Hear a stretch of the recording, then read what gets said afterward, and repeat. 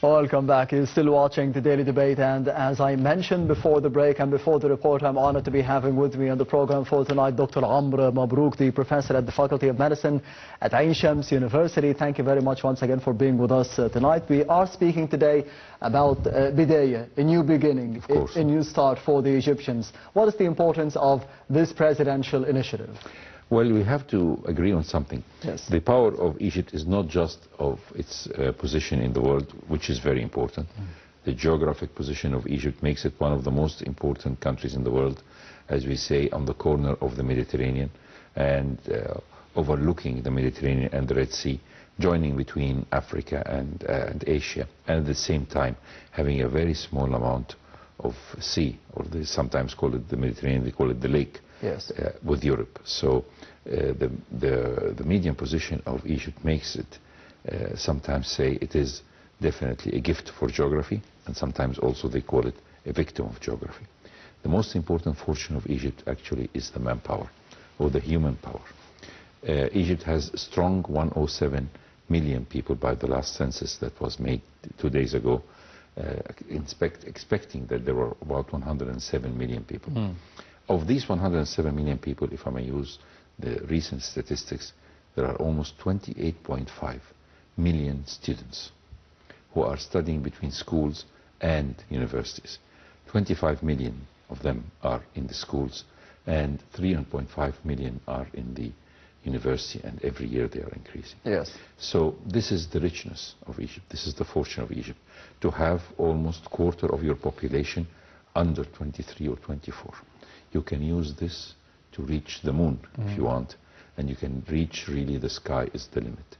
So the investment in protection of this population, guiding it through, I think it's one of the biggest challenges of our president, and that's why he's trying to concentrate on this fortune, because this is what countries that have been passed before into critical moments. For example, Japan. When Japan, the Americans and the Allies tried to, once they have signed the surrender in 1945, in August 1945, they said to them, we're going to invest in Japan so that we don't want Japan to fall in the communist side. Yes. And because it was near China, it was near Russia or Soviet Union at that time, so they were very afraid. So the Japanese said, we don't want any investment except investment in health and education. The rest can come very easily, and this is very important. The president is trying to invest in health care and in health and education. One of the projects that I really admire, and as a physician I have seen the problems, which is the hepatitis C, which we were able to control by medication, and therefore save the livers of millions of people from liver failure. And this is important. The other project is that of malaria, and the other project is the early discovery of chronic illness. The chronic illness is one of the greatest problems that affect Egyptians. In the early 60s, with the initiative made by the government at that time, there started to be formed small units or health care units all over the 4,000 villages of Cairo, of Egypt, and central hospitals. But the health education was a big problem. The people tended to know that if they have a headache, they will take the hypertensive, the anti-hypertension pill. Yes. And if they have going a lot to the toilet, they will take the pill of the diabetes. But they will not regularly take it. So therefore we have found ourselves increasing the mean age of the population, reaching luckily to 74 in males and in females and 73 in males. But what is the quality of this life? How much these people are faring in a normal, healthy life, or are they a burden on the relatives or their families? So in order to make these people productive and not to stay on the active side, whether they are working or enjoying their life, we have to maintain the health education. The health education is to make these people living in good conditions, understanding the ailment that they have, and whether this is through the screening of, which is the project that has been done in the past few years, screening of patients with chronic illness, whether this is hypertension or diabetes, searching for cancer victim patients, not waiting for them to present with late-stage cancer. Yes. If we can advance this project, and at the same time the cutting of the long waiting lists in surgeries, all these steps or these initiatives have really made things different. For example, 10 years ago, if a patient or a human being suffers from a cardiac problem or a heart attack, yes, he would go to the hospital and he will not receive the proper treatment because, first of all, it's expensive and the physicians might not be available. With the development of application of the stents and the coronary care units that are present all over Egypt in big centers, big health centers, this problem has been reduced. Another chance for living for these people. Mm-hmm. The second point which we have to do in the health program is combating the bad things which we have to concentrate on. The smoking, these terrible things of the IQOS or the electronic or vapes or whatever. Yes. All this we have to combat. We have to do regular and by regular I mean every day. They say in the Egyptian saying, the more you say, the more the people will follow you, or this is very important to convince the people that one habal bubble, that is the shisha, one session is equivalent to 20 cigarettes of smoking or a pound pack of cigarettes. And the people are paying fortunes to smoke, and even when the government is increasing the price of cigarettes, still the people are very dependent on it and sacrificing the food to have a smoke. We have to concentrate on all this to have a healthy population. Yes, so we need a healthy population, Doctor, but you mentioned a very important point that one statement of His Excellency President Abdel Fattah al-Sisi stated and highlighted over the past few weeks, and once again today, which is we will be focusing on later on in the program, which is the quality of living of the Egyptians. We need a higher quality or a better quality of living for the Egyptians, higher standards for the Egyptians. Do you think that we have achieved this under President Abdel Fattah al-Sisi for the past 10 or 11 years? He's definitely trying very hard to pursue this far-fetched aim. Yes. Because in order to elevate the status or the economic status of the whole population, which is 107 million people, and under the circumstances of what is happening on our frontiers, whether this is in the west, the south, or in the northeast. All this makes a lot of challenges facing us, and therefore we have to trust and put our trust and confidence in the human factor. Improving the human factor will definitely lead to a greater thing, and that's why the second pillar, which what the Japanese did and what the Germans did. Once I was having a talk with one of the ex-German ambassadors in Egypt, and he was telling me, people always try to say that we have started from point blank after 1945. Well, we didn't start at point blank because the German people were there. The people who died have died in the war, but the rest of the population was educated, and they were technically fit and technically educated. So that's why they were able to recover very fast. So any challenges that the country will face will have to have the second pillar of the great development, which is education. If we concentrate on the education and take the benefit from other countries that are doing, there is always receiving directions. Not as we can see now that the population, that there are 25 million students in the school on the pre-university school years, and almost 3.5 in the universities. Not every person who gets a high school degree has to go to the university. Yes. There are a lot of technical schools, or technical industrial schools, or commerce schools, which are very important for upbringing the population into further level, into what we can call accurate or precise workmanship. For example, one of the companies, that is the South Korean companies, have invested in Egypt, in Bani Suef, a big, we're not going to mention the name of the factory, but they have invested in building a technical factory that is responsible for producing for local use for electronics. Screens and electronics, and that is, a lot of it is exported to Africa. And the Koreans want to invest more in Egypt because they find that the Egyptian workers are very special, and they are they are very competitive as regards the salaries that they are taking, even lesser than the ones in Southeastern Asia. Therefore, they want to transfer a lot of this technology here in Egypt. What they have done is that they have built a technical school for training of the novice workers that have joined the force to improve their skills in Beni Suef, and in other factories. So working on these models will definitely lead to a great improvement. Education is an important pillar. And what type of education that we should do or we concentrate is what the types of education that is good for a huge population like the Egyptian population, which is, if we have a lot of manpower, then you will try to work on or attract the investment of the factories of high dense populated workhouses or factories, such for example the mills of making clothes and different types of that. We can become a very competitive factories with our factories can be very much competitive with the ones in the Southeastern Asia, as we are very near to the West, whether this is Europe, the consumers, or the United States. And that's what they call them the world premiere. When we're talking about that, we find ourselves, if we concentrate on this particular fields and make these factories quite near to our ports, therefore reducing the cost more and more.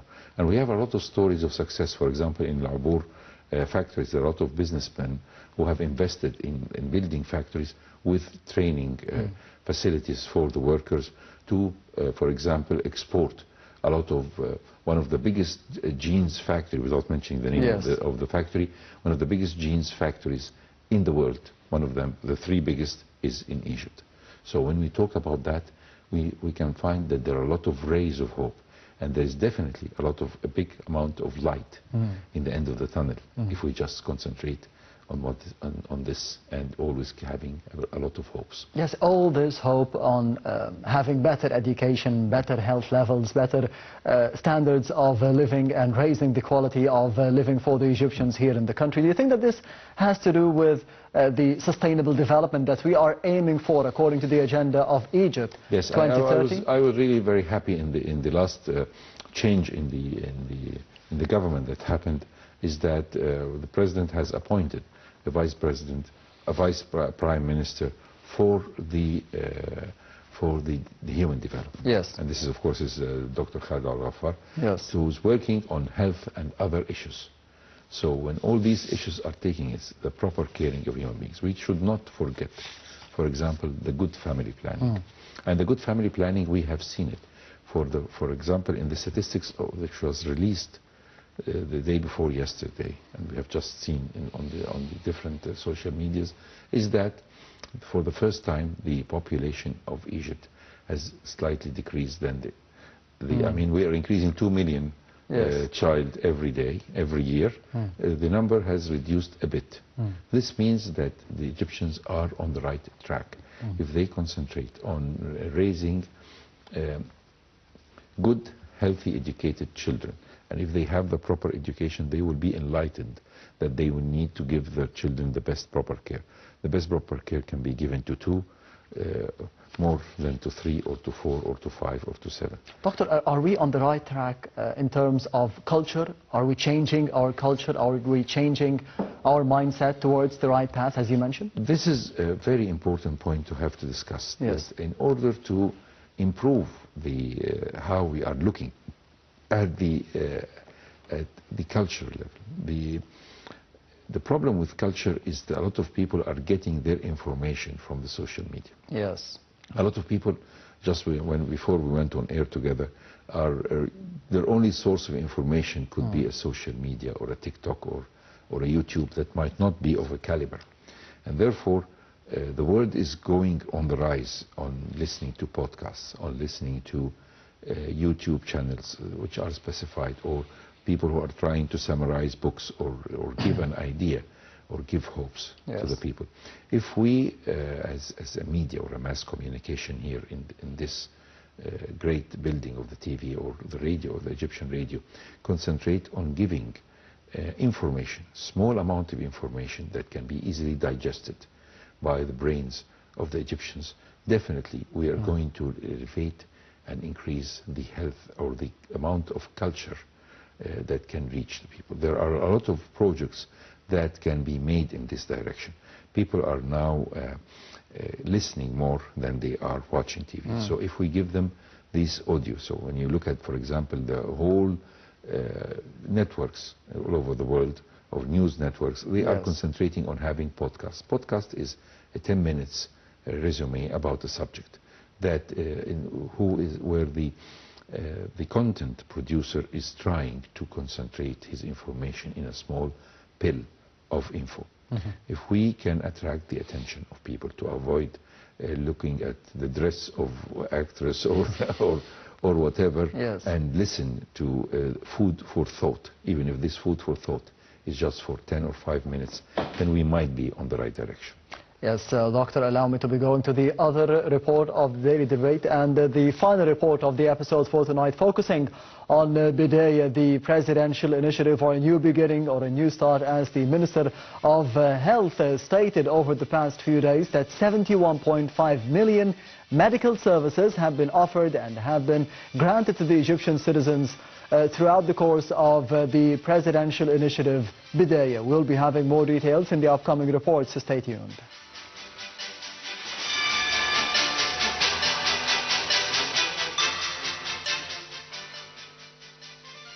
Khaled Abdel Ghaffar, Deputy Prime Minister for Human Development and Minister of Health and Population, announced that Presidential Initiative Bidaya, a new beginning for human development, has provided 71 million services since its launch. During a 4-day period, the initiative delivered 8,776,000 services. Among these, 36,049 beneficiaries, particularly women, accessed services related to empowerment and training through 231 specialized activities. Additionally, 5.5 tons of meat and food staples were distributed to 5,507 families. The initiative also launched 53 community outreach convoys benefiting 56,839 citizens and organized 77 educational and awareness sessions for various groups with a total participation of 1,900 people. Within the same 4-day period, the initiative extended 195,740 services in youth and sports activities across 36 events. These included guided tours and awareness programs such as lectures and artistic activities on museums and historical sites, increasing archaeological awareness among 3,545 citizens. Campaigns were conducted to raise awareness about the first 1,000 days of life, benefiting 441,000 people through women's social advocates. Bidaya also provided social, educational, grant-based marriage and compensation-related assistance to 66,957 citizens. It distributed food boxes and hot meals to 490 families in need and issued 1,785 disability verification cards and comprehensive service cards. Rehabilitation services were also offered to 6,661 individuals through institutions supporting people with disabilities. In addition to 64,034 citizens received the Careful and Karama support cards. Door-to-door awareness campaigns targeting 24,000 young men and women were carried out to educate them on the dangers of addiction. Additionally, health services reached 7 million citizens, including preventive and therapeutic care, family planning, home visits, pregnancy follow-ups, and child development monitoring, with 45 medical convoys providing these services. Cultural activities were also prominent, with 995 diverse cultural events, including seminars, lectures, workshops, and theatrical performances, benefiting nearly 150,000 individuals. Literacy efforts continued with 37 literacy classes benefiting 525 individuals and examination convoys issuing literacy certificates for 86 individuals across various governorates. Bidaya initiative also offered training activities as part of the National Mawadda program for couples preparing for marriage, benefiting 3,635 individuals. Documentation and certification services were expanded in mobile units to cover evening hours, delivering 5,416 services across various governorates. Furthermore, 21 events were held to promote occupational safety, health and first aid awareness, along with sessions on labor rights and responsibilities under Egyptian labor law, reaching 1,079 employees in the public sector. Vocational and English language training courses were also provided to 265 trainees across multiple governorates. Employment opportunities were arranged for 283 residents of South Sinai to work in the tourism sector in Sharm el-Sheikh.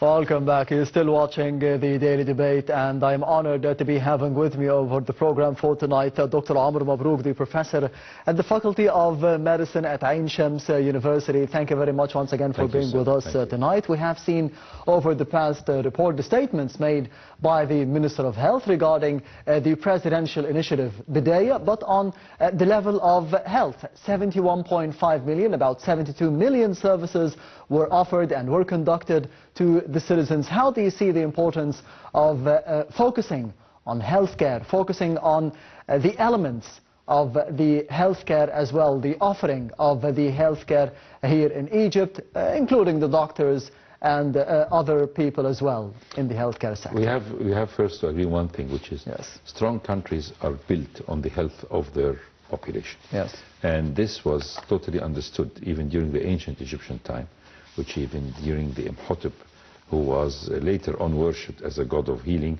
but he was the first doctor and the first architect. Yes. And Imhotep has written or organized the Egyptian NH system, the national health system, where there is a doctor who is the pharaoh's doctor, and he's like the minister of health, and they're the doctor for every community and doctor, and everything was completely on the national service. So when we're talking about health, we need to know that there are two pillars of health: the doctors or the physicians and the supporting team. The supporting team includes the technicians of the laboratories, the nursing staff, and all this stuff. So knowing that the number of physicians in Egypt are about 97.5 thousand currently. Yes. The size or the number has been reduced since 2 years back when it was 101,000. Unfortunately, some of them are going for immigrating, and others are just stopped or retired. We can find that we have a problem because the number of physicians for every Egyptian is 1 per 1,152. Yes. While the number as regards the WHO regulations should be 1 for every 434 citizens. So we need more doctors. We need more doctors. We have a lot of faculties of medicines that are including 24 university governmental faculties and others, almost 18 for medical schools, for whether they are non-profit organizations or private universities. And when we concentrate on this problem, we find that we have 8,000 students every year that graduate, and there will be definitely another 8,000 who are going to retire or stop working or whatever. So we have to solve this problem. We have to increase the incentives for the physicians. We have to support them, and we have to give them the thing which is very important, which is the respect. The government definitely respects the physicians. Yes. But sometimes the people get the misunderstanding of the role of the physician. The physicians are just, if we may use it in the Egyptian slang, tools of God. God is giving them the science, and they are using this science to save lives and to lead to the shore of health. So pick you up from sickness or from illness to health is what they are have learned in the medical school and what they have practiced and what they aim for. So the support to the physicians is very important, and the care of the physicians and the nursing staff is one of the most important pillars for maintaining a strong health education system. So investing in educations, or whether these are educators, or investing in the health providers, whether these are doctors or nurses, are definitely the key to success in the bidayah.